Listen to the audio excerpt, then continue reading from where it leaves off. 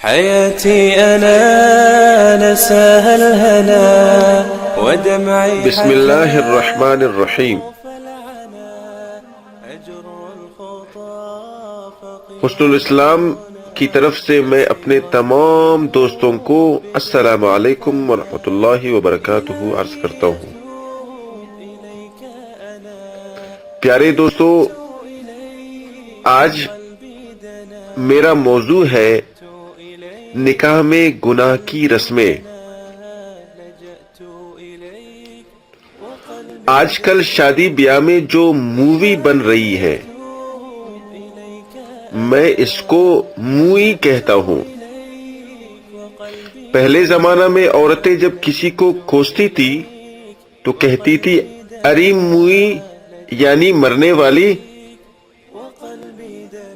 تو مووی میں بے حیائی کی حد ہے کہ دلہن اور دلہا کے ساتھ دلہا کے غیر محرم دوست اور رشتہ دار بھی کڑے ہیں، اور گھر گھر اس کی زیارت کرائی جاتی ہے۔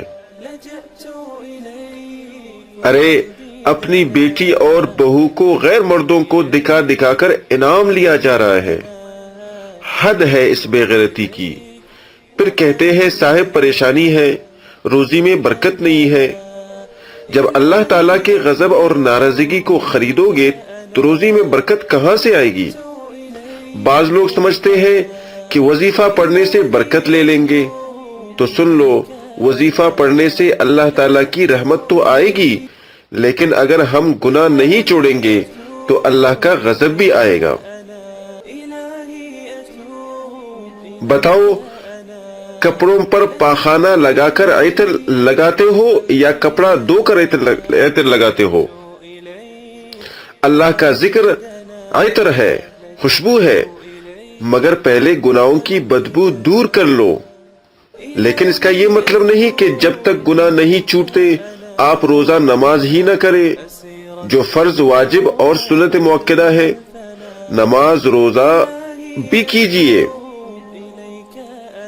اللہ کا نام بھی لیجئے، لیکن اس عقیدہ کی اصلاح ضروری ہے۔ اس غلط عقیدہ کی اصلاح بہت ضروری ہے کہ گناہ چھوڑنا ضروری نہیں بس وظیفہ پڑھتے رہو سب کام ہو جائیں گے۔ نہیں نہیں نہیں، اللہ کی نافرمانی چھوڑنا سخت ضروری ہے، بہت اہم ہے۔ ایک سانس بھی خدا تعالیٰ کی ناراضگی میں جینے والا اپنے اوپر خدا کی غضب کو حلال کرتا ہے، الا ان یتوبا، ہاں اگر توبہ کر لے۔ بس سچی توبہ کرنی چاہیے، سچی توبہ کر کے اپنے کو نیک بندوں میں شمار کروائے۔ اللہ پاک ہمیں ان باتوں پر عمل کرنے کی توفیق عطا فرمائے۔ والسلام علیکم ورحمۃ اللہ وبرکاتہ۔ إلهي أتوب إليك أنا لجأت إليك وقلبي دنا، لجأت إليك وقلبي دنا، لجأت إليك وقلبي دنا۔